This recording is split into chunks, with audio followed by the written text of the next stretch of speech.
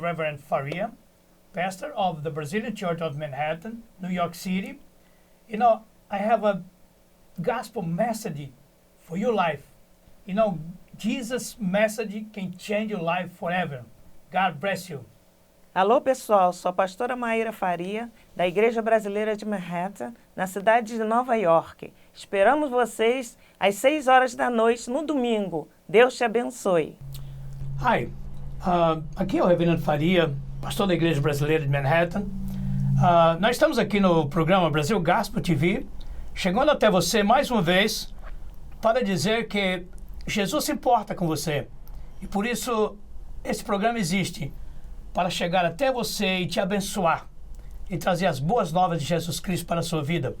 Marcos 16, versículo 15 e 16, fala: ide por todo o mundo e pregai o evangelho a toda criatura. Quem crer e for batizado será salvo. Quem não crer será condenado. Sabe, gente, é por isso que nós estamos aqui na cidade de Nova York, trazendo a mensagem de Deus para a sua vida, não importa onde você esteja. Onde você estiver, nós podemos te alcançar via canal de televisão em New York ou via YouTube. Sabe, por isso que nós estamos aqui para abençoar a sua vida. E neste programa nós estamos tendo duas convidadas especiais aqui. A irmã Vilma, de Rio Branco, no Acre. Bem-vinda, minha irmã. Deus te abençoe. Pastor, Deus abençoe. Amém. Bem, graças a Deus. E temos também a irmã Val, de Austin, Texas. Bem-vinda. Muito obrigada. Deus te abençoe. Deus te abençoe. Muito obrigada. Sejam bem-vindas ao programa Brasil Gospel TV. Sabe, eu creio que Deus tem algo especial para o seu coração através dessas duas servas de Deus, que nós vamos ter um bate-papo agora, e através desse bate-papo eu creio que Deus vai abençoar a sua vida de uma maneira tremenda. Então, abre seu coração nesta hora e deixe Deus falar com você. Não desligue, por favor. Não desligue. Deus quer falar com você agora. Aleluia. Praise God. Nós vamos começar aqui com a irmã Vilma, lá de Rio Branco, estado do Acre. Sim. Uma Vilma, interessante. O Acre é um estado que está bem lá no final do mapa, né? Sim. O Acre faz fronteira com Peru e Bolívia. Lá no cantinho do mapa, no norte, na Amazônia, no norte do país, bem longe daqui. Uau! E vem cá, como é lá a travessia de fronteiras? O pessoal vai muito do outro lado fazer compra e volta? Como é? Sim, vão bastante. Costumam ir até a Bolívia para fazer compras, sim. Quer dizer que a vantagem é ir do Brasil à Bolívia, não da Bolívia ao Brasil? Não. Normalmente o acreano vai na Bolívia fazer compras. E o boliviano tem alguma coisa que interessa para ele lá no Acre? Para ele comprar? É um tráfico para lá e para cá. Só que ele gasta mais dinheiro para vir no Brasil, no caso? Sim. É? Uau!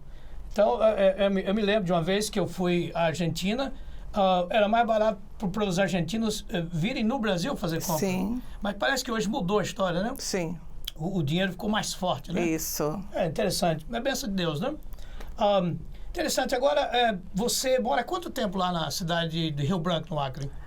Eu voltei para Rio Branco já tem uns 24 anos. Eu nasci em Rio Branco, vim para São Paulo, fiquei muito tempo fora e depois retornei a Rio Branco. Uau, interessante. A gente vê que essas mudanças ocorrem às vezes na vida da pessoa.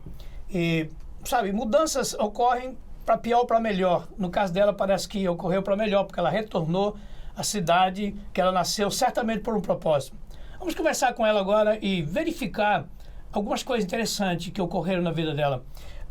Irmã Vilma, conta para nós, assim, qual foi a sua experiência de conhecer a Jesus como Salvador e Senhor da sua vida? Ok. Deixa eu explicar. Quando eu voltei para Rio Branco, eu estava recém-viúva. Então, eu estava morando já na cidade de Porto Velho, que fica muito próximo, e eu não queria ficar sozinha. E em Rio Branco eu tenho família. Então, eu retornei a Rio Branco, viúva. Eu tinha 34 anos de idade na época e um filho com 5 anos e meio para criar. Oh. Sem profissão e sem nada que me garantisse um sustento. E a minha experiência com Jesus, isso já tem em torno de 11, 12 anos, que foi a melhor coisa que aconteceu na minha vida. Quando eu cheguei para Jesus, eu cheguei numa situação muito difícil, financeiramente falando. O senhor conhece a história da viúva de Serepta? Sim. 1 Reis, capítulo 7. Certo. Eu me considero a viúva de Serepta quando eu cheguei. Eu estava derrotada, eu não tinha um negócio estabilizado, uma situação para começar a trabalhar, era muito estável a minha situação. Eu tinha um filho para criar, já adolescente, e eu cheguei na igreja a convite de uma amiga, Resistência, porque o mundo me atraía mais, o mundo para mim era mais interessante. Aí, para eu me ver livre daquele convite, eu fui. Que coisa maravilhosa que aconteceu. Uau! Então, eu acho que então a gente precisa ser mais insistente com as pessoas para vir na igreja. Sim. Tem pessoa que corre da gente, né? Sim, eu corria dela. Quando a gente liga, não atende o telefone, né? Eu corria dela. Ou vê na rua, você atravessa para o outro lado. Ela me convidava, amiga, vamos para a igreja. Eu dizia, não, amiga, vamos dançar. O senhor entende? Sim, eu conheço essa história. Então, aí eu cheguei na igreja e comecei a ouvir a palavra de Deus. No começo, parecia que eu não entendia, eu não conseguia ouvir direito o que o pastor falava. Era uma coisa satânica, uma coisa maligna. Assim, você não entendia o que ele estava falando? Quer dizer, não tinha sentido, não fazia sentido o que ele estava falando. Tudo emendava, não entrava nos meus ouvidos. Uau. Mas eu era de uma seita. Que não tinha nada a ver com Deus, o inimigo de Deus, que era do inimigo de Deus, mas eu achava que aquilo era o correto. Eu servia a outros deuses, falsos deuses, porque o único Deus verdadeiro é o nosso Deus. É o Deus da Bíblia, O né? Deus da Bíblia, Jesus Cristo, Filho de Deus. Amém. E eu servia, eu fiz obrigações, eu raspei a cabeça, eu recebi cortes de navalha no corpo, recebi banhos de sangue de bichos. É uma coisa assim bem macabra. E durante 15 anos eu estava nessa ilusão, achando que aquilo era o caminho. Quando eu cheguei na igreja, que essa minha amiga, graças a Deus, me convidou, que eu comecei a ouvir, com muito tempo, comecei a ouvir, entender. Eu disse, epa, esse aqui é o Deus verdadeiro, daqui eu não saio mais. Mas como que você descobriu que esse é o Deus verdadeiro, que essa igreja tem um Deus verdadeiro? Através da palavra de Deus, a Bíblia. Sim. Porque a Bíblia é um livro completo. Amém. Ele nos dá todas as respostas para a nossa vida. Verdade. Aí eu disse assim, meu pastor, eu quero me batizar. Uau! E ele sabia da minha situação. Nós pegamos um carro e fomos lá, tiramos todos os assentamentos, tiramos tudo e eu disse, faça o que o senhor quiser. O que significa assentamento? São pedaços de metais enfiados em barros, em alguidais, que são uns alguidais são de barro, uns recipientes de barro, e ali recebe os fundamentos.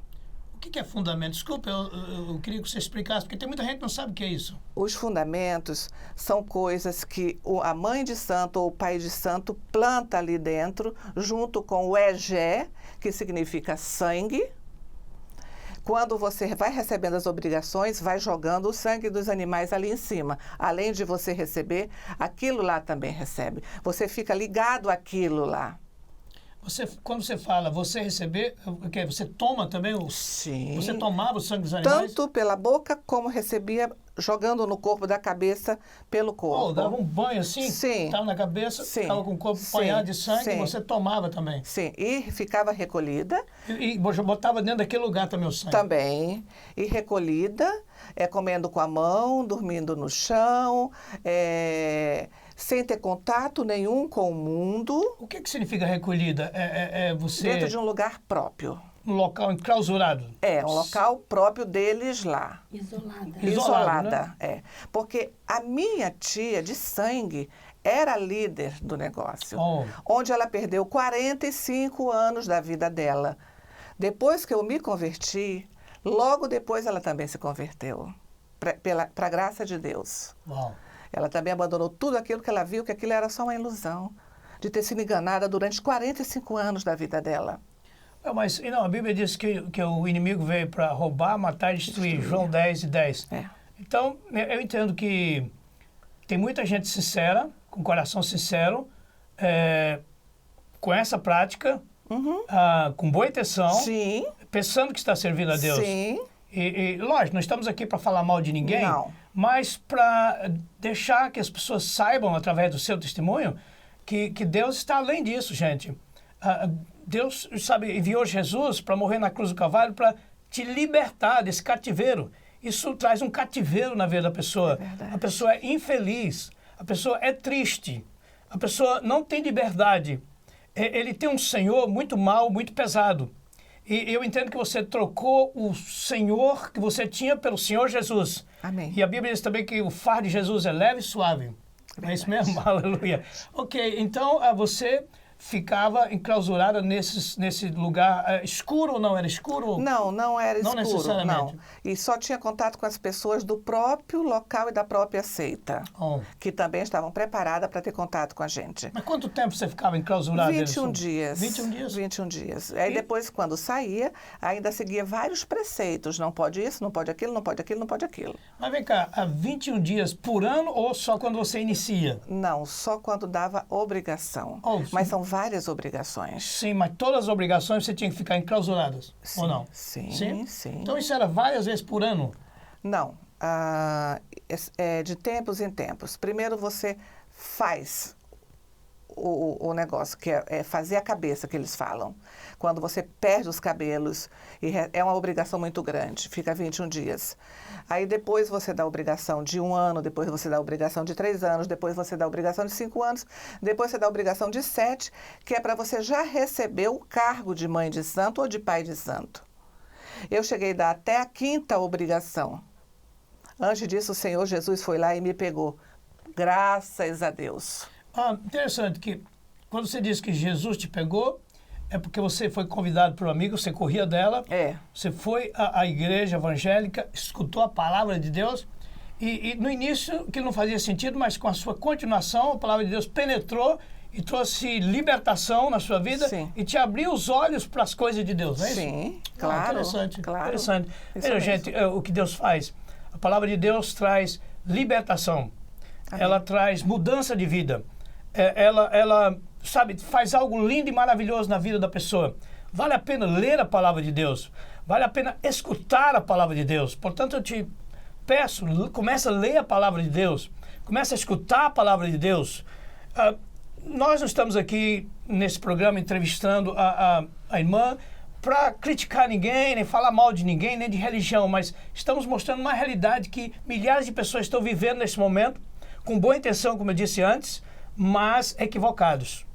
Talvez você que está nos escutando está nessa situação, talvez você esteja equivocado e talvez é um momento para você refletir e receber também a oportunidade que ela teve para se libertar e para começar uma vida nova com Jesus. Amém. Ele te dá vida nova. Basta você querer, porque Deus não obriga ninguém, sabe? Às vezes nós falamos com as pessoas, eles correm da gente também, eu sei disso. Eles maldizem a gente. Está vendo esse cristão chato, esse crente chato, esse pastor chato. Mas sabe o que é? É o amor de Deus que está no nosso coração. Esse amor de Deus, Ele está trabalhando em nós a seu favor. Porque Jesus te ama. Ele quer te dar uma vida melhor. Saiba você.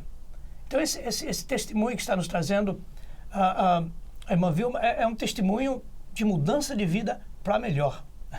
Verdade. Uma Vilma interessante, quer dizer, depois que você passou por todo esse processo, estava no 5º período, né? Isso faltava mais 1 ou 2. Eu já estava há 15 anos servindo aquele lado, ao inimigo.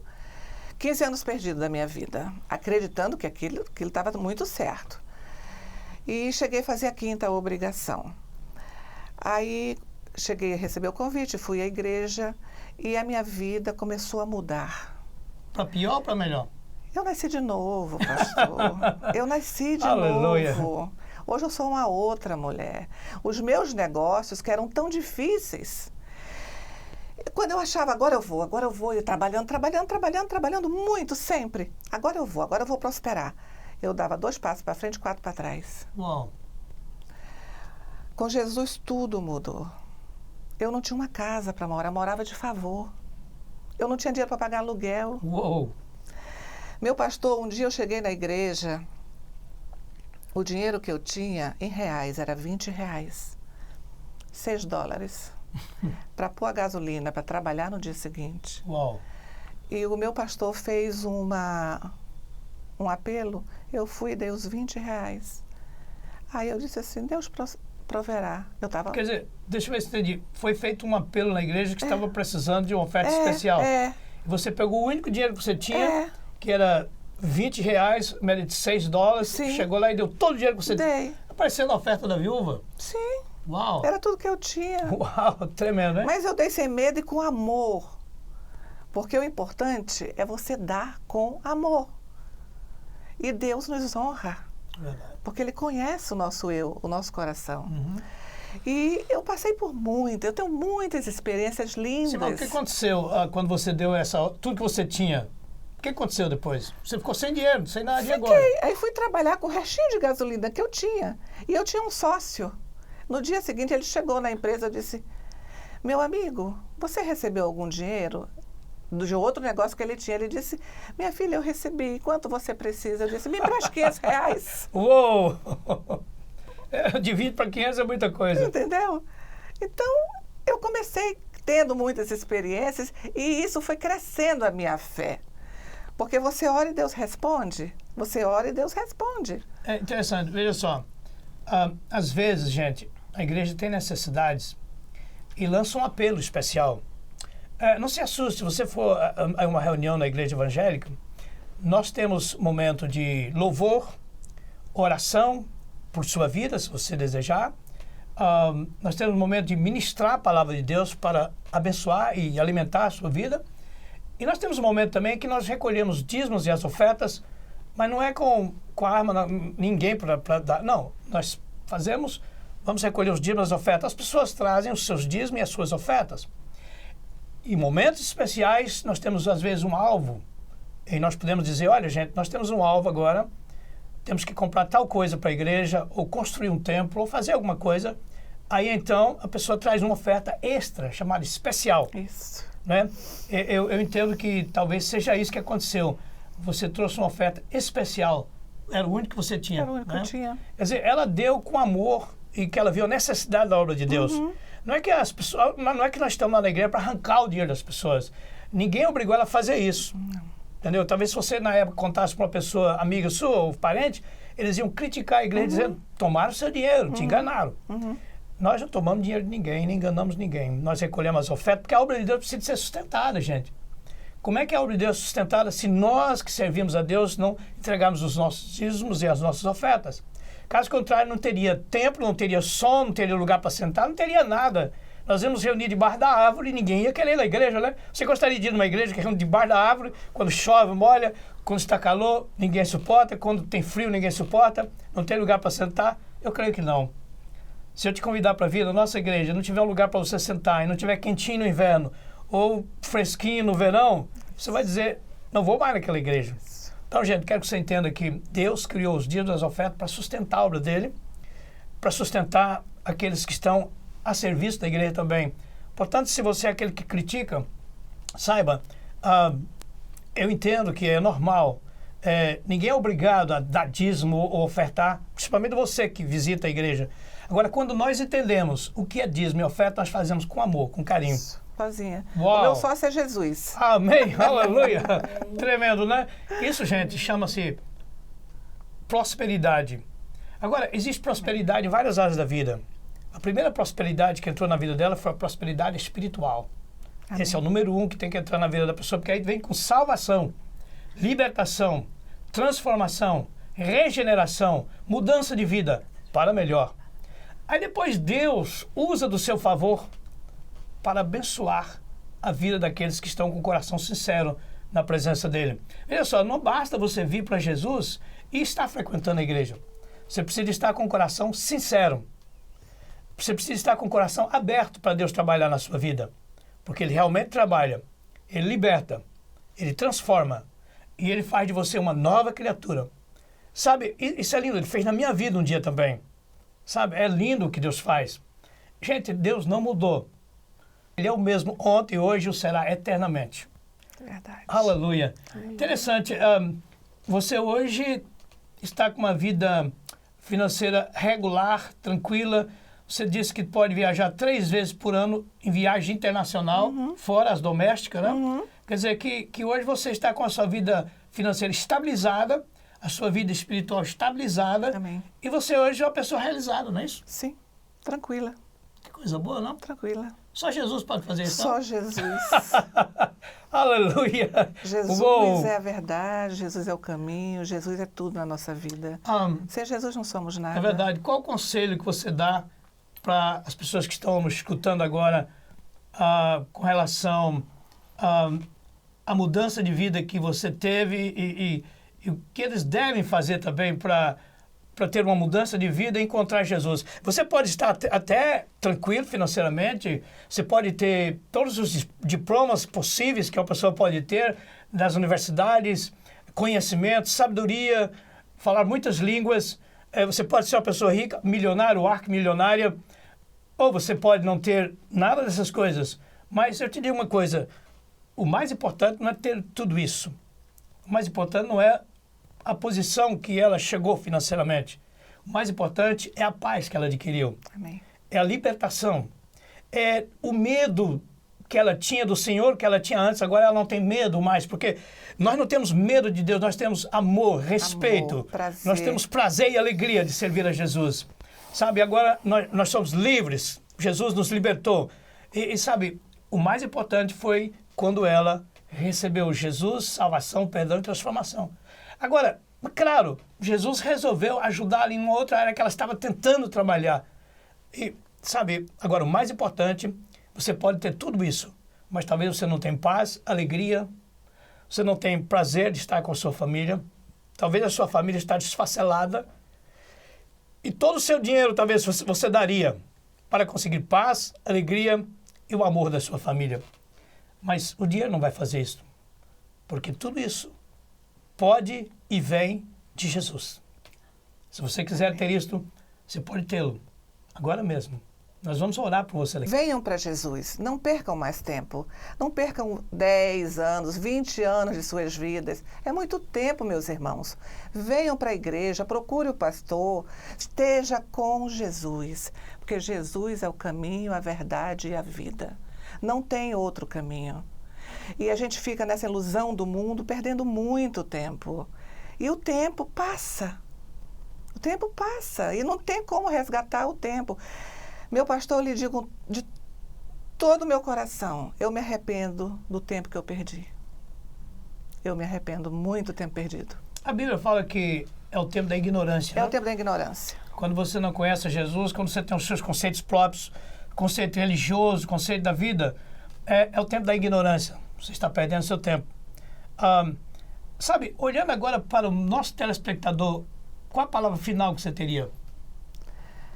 Eu diria, eles virem para Jesus, não perderem mais tempo, porque Jesus é o caminho, a verdade, a vida, não tem outro caminho.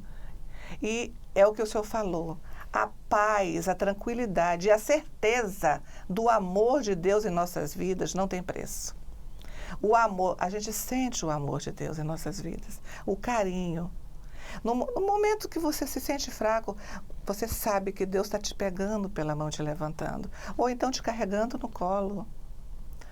Você vai, você ora, você já se sente fortalecido. Você vai na Bíblia, você lê a palavra de Deus, você se alimenta. Porque a palavra de Deus é alimento em nossas vidas. Amém. Interessante que você, de acordo com as coisas que foram acontecendo, Deus foi te abençoando. Eu creio que você continuou ajudando a obra de Deus com suas ofertas, seus dízimos, Sim, não foi isso? Claro. Eu me coloquei na obra de Deus como uma ajudadora. Eu me coloquei como uma coluna. Eu não fiquei presa a um lugar, ajudando só um lugar. Onde eu vejo a necessidade, se eu posso, eu sinto prazer nisso. Uau, tremendo. É claro que os dízimos nós entregamos na igreja que nós congregamos. Sim, claro. Agora, a oferta, nós somos livres para fazer para quem a gente quiser, para qualquer organização que a gente quiser, porque é uma oferta, é algo que vem do nosso coração para a igreja ou para uma organização ou para uma pessoa. A gente pode dar oferta para uma pessoa, para uma organização e para a igreja também, é claro. É muito interessante isso, que o dízimo nós entregamos na igreja que nós congregamos. Sim. Agora, sabe, interessante, quanto mais você abençoa, a Bíblia diz, mais você é abençoado, não é isso? Eu creio nisso. Isso é um segredo que talvez você não entenda isso, tá? Eu entendo que a pessoa, quando não tem essa experiência, não, eu não vou dar meu dinheiro para ninguém. Ei, nós estamos aqui para dizer para você repartir seu dinheiro, não é isso? Mas quando nós entendemos que Deus é o nosso sócio e que Ele nos ajuda a prosperar, nós sentimos amor de ajudar não só a obra de Deus, mas pessoas também. Isso. Né? Pessoas que estão na nossa família ou na nossa igreja, que estão ao redor de nós. E, na medida possível, outros também. Porque a Bíblia diz que quanto mais você dá, mais você recebe. É uma lei espiritual. Então, quanto mais nós abrirmos a mão e ajudar a obra de Deus, em primeiro lugar, e as pessoas da nossa família, as pessoas da igreja, e, quem sabe, outros também, que não são da igreja, que estão necessitando, que a gente vê, a gente pode fazer, sabe, Deus vai se agradar. Porque é o amor de Deus que está no seu coração, que está abençoando aquela organização ou aquela vida, a vida daquela pessoa. Isso é muito interessante. Parabéns, minha irmã. Deus te abençoe. Amém. Foi muito bom ter tido você aqui conosco. Obrigada, Foi uma bênção te conhecer. Obrigada, Senhor. Aleluia. Graças a Deus. Seguindo, nós temos aqui do nosso lado também a irmã Val, lá de Austin. Bem-vinda, minha irmã. Deus te abençoe mais uma vez. A irmã Val, ela reside atualmente em Austin, Texas. E é verdade que lá no Texas o pessoal ainda são bravos até hoje, porque a fama que a gente via nos filmes de faroeste, quando a gente era criança, né? É que lá as pessoas andavam armadas e tinha aquela caça bandido, a pessoa tinha um prêmio e tal. Assim, o tempo mudou, mas eu escuto, já estive no Texas 2 vezes, mas eu escuto que o povo lá ainda é um pouco assim bravo, é verdade? Eu não creio. Não? Eu acho o povo de lá tão amoroso, É? muito querido, é um povo... eu ouço muitas pessoas dizerem que estão indo morar lá porque é um povo muito acolhedor, muito amigo. Então eu não creio nisso, eu não vejo isso lá. Não, eu te fiz essa pergunta de curiosidade. Só para esclarecer, não? Muito bem. Você está lá no Texas há quanto tempo? Eu estou lá há quase 16 anos. Uau, muito tempo. Muito tempo, quase 16 anos. Qual a experiência que você teve de encontrar Jesus como Salvador e Senhor da sua vida? Então, quando eu vim para o Texas, eu vim porque eu queria aprender a falar inglês, né? Então eu vim para passar, tipo assim, 6 meses aqui. E eu era uma mulher muito religiosa, muito religiosa. Eu era católica, mas eu gostava muito de tudo que era místico. Eu gostava de Paulo Coelho, eu gostava de meditação transcendental, eu gostava de tudo. Eu fui até para a Índia para fazer meditação lá e ver os gurus. Então, mas eu era muito católica. Eu cresci dentro da igreja, família tradicional. E eu cheguei aqui no Texas. Dá licença, que você explique mais sobre o Texas. Você frequentava e nasceu na igreja católica. Não havia choque entre o catolicismo e a meditação, os gurus, essas coisas todas? Como é que você conseguia botar junto essas coisas? Então, mas eu acho que era eu que colocava, porque eu cresci na igreja católica. E eu aprendi tudo até meus 15 anos, né? Era numa cidade de interior. E aí eu cresci, fui embora para São Paulo e lá eu comecei, sabe? Porque desde que eu era pequenininha, uma coisa que marcou na minha vida que eu nunca esqueci. Eu me lembro que eu tinha 7 anos, eu ajoelhava na mesa do meu quarto, botava as mãozinhas assim, eu dizia: Deus, eu ainda vou te encontrar. Eu sei que esse Deus que eu conheço não é o Deus de verdade. E eu pensava assim: eu vou te encontrar, porque esse Deus aqui não é de verdade. Então, quando eu fiquei adulta, eu comecei a correr atrás desse Deus. E que época você ficou até uma certa idade? Que cidade era essa? São Paulo. Não, essa anterior que você morava? Fartura. Fartura? Uma cidadezinha perto do estado do Paraná. Ou é dentro do estado do Paraná? Não, São Paulo, divisa. Próximo do Paraná. Fartura? Fartura. Não, bonito, hein? Não, bonito, né? Muita fartura. Então, aí quando eu fui para São Paulo e comecei a buscar e conhecer, quando eu cheguei na Índia, eu fiquei muito em choque. Eu descobri que eles pregam, tipo assim, anular o ego. Meditação é anular o ego. Tudo que é místico é anular o ego. E aí eu comecei a perceber que não casava. Porque eles querem muito... Todos os gurus queriam se aparecer muito, sabe? E foi quando eu disse assim para Deus: Deus, tá tudo errado. Eu não quero mais conversa, eu acho que o Senhor está sendo errado comigo, porque agora eu fico mais confusa do que eu estava. Eu era católica, eu achava que não era bom. Agora eu conheço tudo isso e eu estou confusa. E eu falei assim: Deus, eu vou tirar tudo do meu quarto e a partir de hoje eu vou orar só para o Senhor. E o Senhor vai ter que falar comigo, porque se o Senhor não falar, eu não volto mais ler livro nenhum, eu não quero aprender mais nada. Foi quando eu tirei todos os livros do meu quarto, e foi quando muitas coisas aconteceram, e eu resolvi vir para os Estados Unidos para aprender inglês. Uau! Mas dá licença, antes que você prossiga, você disse que tirou tudo do seu quarto. Esse tudo que você se refere, pode explicar para a gente o que é isso? Posso. Eu tinha Bíblia católica, eu tinha a coleção completa do Paulo Coelho. Para mim, o Paulo Coelho era o cara mais sábio que existia na face da Terra. Eu tinha livros de Guru, de Sai Baba, eu tinha coisas de Seiichi Noe, que prega coisas positivas, maravilhosas. Eu tinha coisas... de tudo que era transcendental, que te levava mais perto do ser poderoso, dono do universo.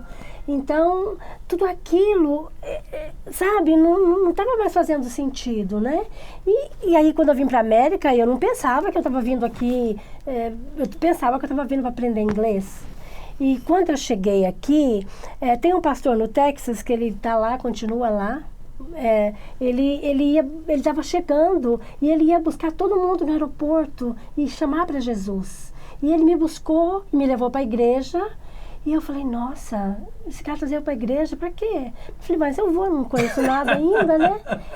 Por isso o senhor falou para ela da necessidade de insistir com uma pessoa. Olha, tem que insistir mesmo, porque um dia ela vai te agradecer. Porque ele insistia comigo, insistia, me levava. E como você chega nos Estados Unidos, você ainda não fala inglês, e você não tem muita opção, você fala assim: não, lá o povo fala português, né? E eu comecei a ler a Bíblia. E foi aí que eu descobri que a minha vinda para cá não era para aprender inglês, era para me ter um encontro com Jesus. Uau! Dá licença, vamos voltar um pouquinho lá, porque você disse que o seu quarto você tirou muita coisa. Essas coisas eram livros apenas ou tinha estátuas, tinha coisas mais além dos livros, nesta área de meditação transcendental, essas coisas todas? Tinha também imagens, coisas assim? Olha, tinha duas coisas. Além de todos os meus livros, tinha duas coisas. Uma foi um rosário que eu mandei fazer com 10.000 contas, porque eu descobri que a primeira coisa que nos afasta dessa comunhão universal é a falta de perdão. O meu coração tinha muita falta de perdão. E eu não tinha como perdoar, por mais que eu tentava. Cada vez que eu ouvia alguma coisa, eu sentia que era como se tivesse uma ponte que separava o meu ser da paz. Para mim, naquela época, era a paz universal, né? Então, eu sentia que eu tinha que perdoar. Então, eu mandei fazer uma conta de 10.000 contas e comecei a perdoar todo mundo. Perdoar, sabe, o padeiro, a minha mãe, o meu pai, os meus irmãos, todo mundo que tinha me machucado. E quando eu fui à Índia, no meio de 25.000 pessoas que a gente estava dentro do ashram, eu fui apremiada pelo guru para materializar cinza na minha mão, para materializar um anel para mim. E ele acabou de materializar e falar assim para mim: a quem muito é dado, muito será cobrado. E eu fiquei assim, em estado de choque. Falei: meu Deus, por que eu, com essa multidão de gente aqui, né? Então, eu trouxe de lá um quadro dele, Guru Sai Baba. E o pessoal daquele grupo queria que eu me tornasse a presidente do grupo, me tornei a presidente, e aí eu pus aquele quadro dele assim na minha parede do meu quarto. Só aquele quadro. Mas eu olhava para aquela imagem, me chocava. Mas deixei ali, entendeu? E depois, com o passar do tempo, eu descobri que eu tinha que destruir aquilo ali. Só o anel que eu não tinha destruído. O anel, eu fiquei com aquele anel. E quando eu cheguei aqui nos Estados Unidos, que eu comecei a ler a Bíblia, foi aí que eu entendi o que era idolatria, porque eu não entendia o que era idolatria. Idolatria era uma palavra muito complicada para mim, sabe? É como assim, a gente verdadeiramente, quando a gente comete idolatria, verdadeiramente a gente fica cego. Por mais que a gente queira entender o que, a gente não sabe. Então, Sim, você podia dizer para a gente, porque às vezes alguém que esteja nos escutando não sabe o que significa o que você está falando. Você pode explicar com mais detalhes o que é idolatria? Idolatria é você ter na sua casa santos, imagens, é você acreditar que o seu Deus, aquele santo que está ali, você pode pedir para ele, você pode pedir para aquele outro, ou até pessoas você idolatra na vida, né, pastor? Pessoas, eu descobri que eu já idolatrei muitas pessoas, mas eu acho que isso, quando você realmente encontra o Espírito Santo, ele começa a te explicar tudo em detalhes. Verdade. Mas naquela época eu não tinha noção do que era idolatria. Então eu descobri que depois, quando eu encontrei Jesus, eu descobri que é o pecado mais difícil da gente reconhecer, e é exatamente esse pecado que não deixa a gente chegar perto de Deus, né? É interessante. Ele não deixava. Então, quando eu descobri o que era idolatria, eu acho que o Espírito Santo de Deus abriu a minha visão. E eu comecei a ler a Bíblia, e a Bíblia fala assim na Bíblia. Uma das coisas que o pastor lá foi muito bom, ele me ensinou versículos importantes. A Bíblia é uma faca de 2 gumes, ela corta de todos os lados, ela não volta vazia. A palavra de Deus não volta vazia. Quando você lê a palavra de Deus, olha, quando você tiver com problema, qualquer coisa, abre a Bíblia, simplesmente, e lê a palavra de Deus. Você vai ver o efeito que aquele ali tem. É um efeito tremendo. E eu me lembro, pastor, que a coisa que mais marcou na minha vida, um dia com uma dificuldade muito grande que eu estava, era o maior problema que eu estava enfrentando na minha vida, aqui na América. Eu não imaginava. Eu não tinha problema financeiro. Eu vim aqui para curtir outra coisa. E de repente eu encontrei um big de um problema aqui. E um dia eu estava no maior desespero. E eu disse assim, Deus, o Senhor disse que eu posso fazer prova do Senhor, então eu vou fazer agora. E eu peguei a Bíblia e eu clamei, eu acreditei. Eu abri a Bíblia e estava escrito assim, não temas, eu te ajudo, eu te sustento. Quando eu ouvi aquilo, eu não tinha dúvida que era Deus falando comigo. E aquele dia eu tomei uma decisão. A partir de hoje, a minha vida não tem mais outros livros, vai ser só Bíblia. E eu comecei a ler. Quando eu comecei a ler a Bíblia, eu me apaixonei, eu disse, é esse Deus que eu procurava.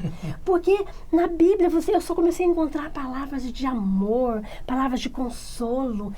Eu descobri que realmente aquele Deus que eu servia quando eu era pequenininha, era um Deus que castigava, era um Deus que punia, era um Deus que me cobrava do meu pecado. E eu sou humana, eu peco toda hora. Então eu não conseguia ficar em paz com ele. Porque eu falava assim, eu acordava, eu rezava, eu prometia para ele que eu ia ser a melhor filha do mundo. Minutos depois eu estava fazendo coisa errada e aquilo me afastava de Deus. Interessante que a gente pode notar o que ocorre na vida das pessoas. Quando a pessoa não tem experiência de conhecer a palavra de Deus e ter tido um encontro real com Jesus, ter aceitado Jesus como Salvador e Senhor da sua vida, ele não tem compromisso com Deus. Ele tem compromisso consigo próprio. Consigo próprio. E ele não foi liberto do pecado. Exato. Não é? Porque é o interessante que Jesus morreu na cruz do Calvário e derramou o seu sangue para nos libertar do pecado. Não é? Quando João Batista foi batizar Jesus, disse assim, eis o Cordeiro de Deus que tira o pecado do mundo. Amém. Então, quando nós recebemos Jesus, ele tira o pecado da nossa vida, nos liberta. Porque daí para frente, a gente faz todo cuidado para não pecar. Não quer dizer que nós não vamos pecar, mas a gente tem todo cuidado, não é assim? Porque nós queremos estar em paz com Deus e consigo próprio. Queremos agradar a Deus. Agradar a Deus. O gostoso do Evangelho é isso, a gente quer agradar Ele. E outra coisa interessante, você passou quantos dias na Índia? Qual foi a cidade que você esteve lá? Eu estive em Bangalore, não me lembro as outras, Bombay, mas o lugar real que a gente foi para Bangalore, onde era o ashram que a gente ia ficar, né? E eu via muito, inclusive quando ele fez o meu anel, ele escreveu lá, ele colocou no meu anel a cruz de Jesus Cristo. Aí ele disse assim, ó, a cruz de Jesus Cristo. Aí uma mulher lá, eu fiquei irritadíssima com ela, porque ela olhou, não, Baba, você tem que colocar o teu símbolo da unificação de todas as religiões. Por que ela não deixou a cruz de Jesus Cristo? Mas quando botou o símbolo dele e eu voltei para minha casa, aquilo me incomodava. Mas era o anel que ele tinha feito. E engraçado, quando eu comecei a ler a Bíblia e me converter, e era um anel muito lindo, era um anel lindo, lindíssimo, chamava atenção. Todo mundo queria aquele anel para ele. E quando eu cheguei aqui nos Estados Unidos, que eu conheci a palavra, que eu conheci Jesus Cristo, eu olhei para aquele anel e aí eu entendi idolatria. Mas me mexeu o coração, mas tocou profundo o meu coração, foi isso. É como se tivesse aberto a minha visão. Como se tivesse Deus realmente tocado e dito para mim assim, a partir de agora, você é minha. Uau, e ele diz na palavra dele, quando caiu a visão, eu disse assim, Deus já tinha me escolhido já desde o ventre da minha mãe, né? Mas a gente, no mundo, a gente pensa que a gente que vai, que a gente que faz, a gente... Não, a gente precisa, é só deixar Deus fazer, ficar dependente dele, né? É interessante que, por exemplo, Jesus morreu por todas as pessoas. Amém.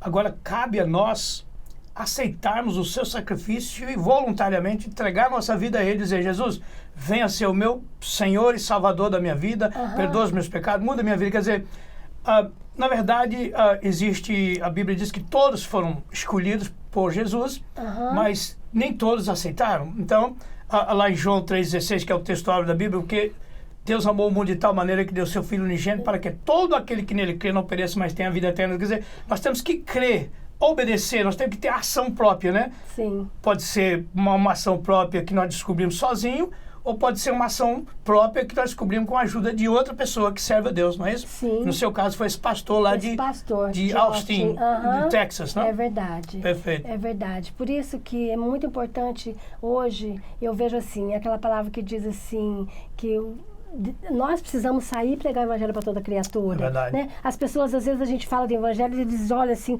essa daí é fanática. Não, não é fanática. Se eu não for e não mostrar o evangelho para as pessoas, muitos não vão conhecer, não é verdade? Verdade. Então, a gente precisa ir atrás, porque uma coisa, pastor, que foi uma das coisas mais importantes da minha conversão. Quando as pessoas me chamavam para ir para a igreja, eu olhava para os crentes assim e eu pensava assim, os crentes se escondem atrás da Bíblia para justificar os seus fracassos. Tremendo, não é? Porque naquela época quando eu era mais jovem, no Brasil especificamente, eu olhava para a minha cidade assim, eu só via aquela classe baixa indo para a igreja. Né? Baixo que você se refere de menos recursos. Menos recursos. Sim. E a igreja católica florida de gente com dinheiro, né? Então eu olhava assim, não, esse povo fala que Jesus é bom, que Jesus salva, que Jesus é tudo. É uma forma deles criarem força para viver, porque, poxa vida, eles não têm recurso, então eles precisam de algo para se sustentar. Eu pensava isso. É o que você pensava, né? É o que eu pensava. E aí, quando eu conheci Jesus, eu descobri que não, porque ele torna a nossa vida, ele mostra para nós a verdade, né? Diz assim, a gente errais por não conhecer as Escrituras. A gente apanha aqui em Nova York, por exemplo, porque a gente não conhece Nova York. É não normal, é? Né? E a vida é a mesma. Você não conhece a Bíblia, que é o mapa que Deus deixou pra gente. Exato. Você não conhece Deus, você não conhece Jesus. Aí você fica aqui assim, fazendo assim, né? Interessante. Você veio para estudar inglês e acabou ficando... Acabei não estudando também. Não estudou também? Não. Mas tudo bem. Mas isso ainda existe tempo, ainda há tempo. Enquanto está vivo, há a oportunidade de fazer tudo que a gente precisa fazer na vida, né? Agora, interessante. E você ficou aqui, exatamente lá no Texas. E aquele conceito que você tinha que evangelho era só para pessoas que não tinham recursos financeiros ou pessoas incultas, depois mudou. Nossa, completamente. E completamente, até porque depois que a gente conhece Jesus, essas coisas, elas são importantes, mas elas já não é mais o foco da nossa vida. O foco da nossa vida é caminhar para o céu, porque a gente sabe que onde a gente está aqui agora é passageiro. Todo mundo morre, a única certeza que nós temos é que a gente vai morrer. Então, a coisa mais importante da gente pensar é na nossa salvação. Aonde que eu vou passar o resto da eternidade? Então, acho que toda pessoa que conhece Jesus, ela começa a ficar preocupada com a eternidade dela. Não é? E na nossa eternidade, como diz, a gente não... no caixão não cabe nada pra gente levar. Não é verdade? Não cabe nada. Eu acho, a gente descobre aqui nessa vida que eu descobri que eu não quero ser a mulher mais rica do cemitério. E eu acho que quando a gente conhece Jesus, a gente quer usar o que a gente tem e viver para Jesus, abençoar vidas, falar do amor dele. Exato. Agora, interessante, nesse período que você encontrou Jesus e que você tinha esse pensamento, você veio aqui para curtir os Estados Unidos e aprendeu inglês e sabe uma oportunidade a mais, chegou com grana no bolso, toda tranquila, né? E depois que você conheceu Jesus, Jesus te ajudou também na sua área financeira, você crescer mais do que você tinha crescido? Pastor, olha, Jesus me ajudou a libertar da obsessão que eu tinha de ficar rica. Eu era uma mulher que passei a minha vida correndo atrás do dinheiro. Eu tinha uma obsessão. Eu dizia assim, eu serei uma mulher rica. Eu vou ser uma mulher conhecida. Quando falar meu nome, todo mundo sabe. E eu cheguei nesse ponto. Porque a gente abriu, engraçado, a gente abriu uma fábrica uma vez. Não quero nem falar da fábrica do que era. Mas a gente abriu uma fábrica que botou meu nome. Então... Val, todo lugar que você ia, nos mercados de Rondônia, tinha meu nome lá. Um pouco antes de eu vir para cá, você entendeu? Então, quando eu cheguei aqui, eu creio assim, que o Evangelho me ajudou eu tomar a direção certa da minha vida. Tomar em todos os sentidos, em todos os sentidos. A gente chegou e eu não fui estudar, mas os meus filhos cresceram, passaram por dificuldades, o senhor entendeu? Mas a gente sempre caminhando com esperança. Quando a gente caminha com Jesus, a gente tem esperança. Quando você está no mundo, você está correndo atrás de muitas coisas, mas olha, eu digo para o senhor, para quem está me escutando, olha, eu tenho certeza que toda noite quando você põe a sua cabeça no travesseiro, a maioria de vocês, quando põe a cabeça no travesseiro, olha assim, não vê muita esperança. Por mais dinheiro, você deve ter muito dinheiro na conta, mas você está preocupado se o seu investimento é certo ou se ele não é. Se você amanhã vai continuar tendo para se sustentar. Porque o nosso mundo aqui, a economia só faz isso, você nunca tem certeza, não é? As pessoas que não têm dinheiro dormem desesperadas porque elas não sabem o que elas vão ter amanhã, o que espera no dia de amanhã. Uma mãe que tem um filho na droga, ela vive em um completo desespero, ela pensa que não tem mais esperança de vida para ela. Uma mãe que tem uma filha na prostituição, uma mãe que tem um filho doente. Então, qualquer que seja a sua história, se você não tem Jesus, você não tem esperança. Agora, quando você tem Jesus, não importa se o seu filho está nas drogas, não importa se a tua mãe está com câncer, você pega a Bíblia, você ora, você fala com Deus e você escuta ele dizer, não tenha medo, eu estou contigo. Amém. Anda que eu te ajudo. Amém, é verdade. E ele testifica para nós a cada dia. Ele coloca paz no nosso coração. Interessante. E aqui interessante, além dessa paz, desse encontro com Jesus que você teve aqui nos Estados Unidos da América, você atualmente trabalha para alguém, trabalha por conta própria? Como é que você desenvolve a sua vida financeira hoje? Olha, eu estou de férias agora de vida financeira. Eu fiquei viúva 3 anos e meio atrás. Bom, quando a gente chegou nos Estados Unidos, eu descobri que eu não queria mais ir embora. Então, o que a gente fez? A gente montou um negócio aqui para poder fazer documento, para poder ficar legal. Então, a gente vendeu parte do nosso patrimônio, compramos uma pizzaria e a gente teve a pizzaria por 12 anos. E quando o meu marido morreu 3 anos e meio atrás, eu fiquei sozinha na pizzaria. E a minha pizzaria era uma pizzaria evangélica.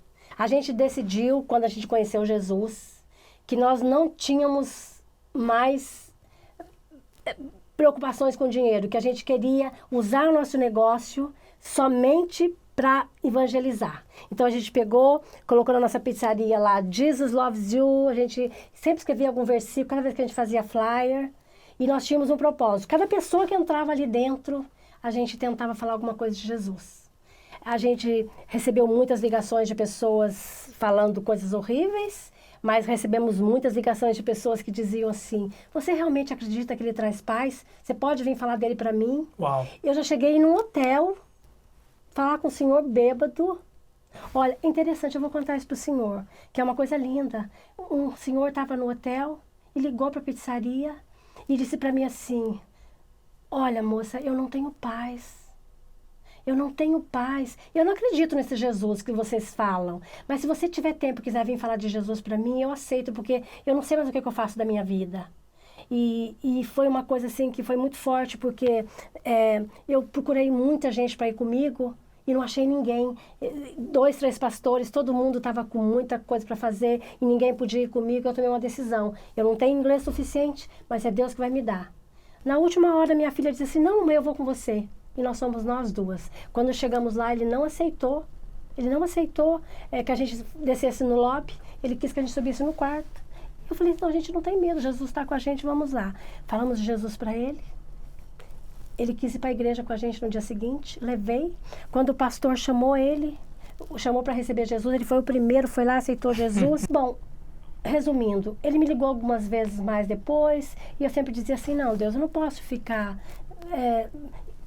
ele continua bebendo e tal. Bom, mas resumindo, passou agora mais ou menos 1 ano depois, um dia, eu estou num show, num lugar que não tem nada a ver, vi uma moça lá, eu disse, oi, tudo bem, você lembra de mim? Ela disse assim, ela é americana, Val, é você? Val, eu tenho um recado para você. Você lembra do fulano? Eu falei, lembro. Então, ele está numa casa de recuperação hoje e pediu para a gente agradecer você porque ele se recuperou. Amém. Então, quer dizer, a palavra de Graças Deus a não Deus. volta vazia. Verdade. Qual era o nome da pizzaria? Texas Pizza, Pasta e More. Oh, uau. Continua lá em Osh. Hoje eu passei a pizzaria para frente porque... Hoje você está tranquila, vivendo daquilo que Deus te deu a oportunidade de guardar. Exatamente. Amém. Tá certo, não tem nada errado com isso. Exatamente. Graças a Deus. Olha, foi uma bênção ter conversado aqui com a irmã Vilma e com a Vel. Foi muito bom ter conversado com você, esse bate-papo aqui no programa Brasil Gospel TV. Gente, é isso aí.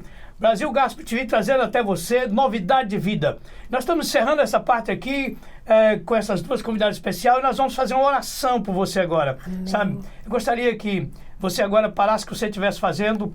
Nós vamos fazer uma oração por você.